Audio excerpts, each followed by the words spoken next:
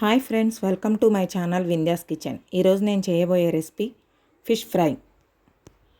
ముందుగా శుభ్రంగా కడిగిన చేప ముక్కలు తీసుకొని అందులో 1/2 టీ స్పూన్ ఉప్పు, 1/2 టీ స్పూన్ కారం, 1/2 టీ స్పూన్ పసుపు, ఒక 1/2 టీ స్పూన్ అల్లం వెల్లుల్లి paste, 1/2 teaspoon garam masala వేసుకుని ముక్కలకు పట్టేంత వరకు బాగా కలుపుకోవాలి.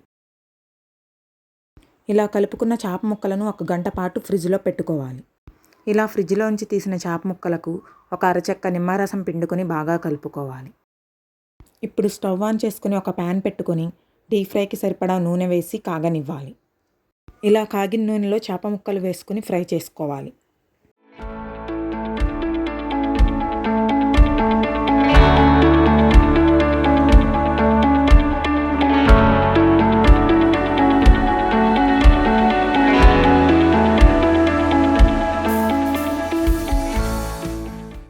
ఇలా మరోవైపు తిప్పుకొని గోల్డెన్ బ్రౌన్ కలర్ వచ్చేంత వరకు చేప ముక్కలు ఫ్రై చేసుకోవాలి.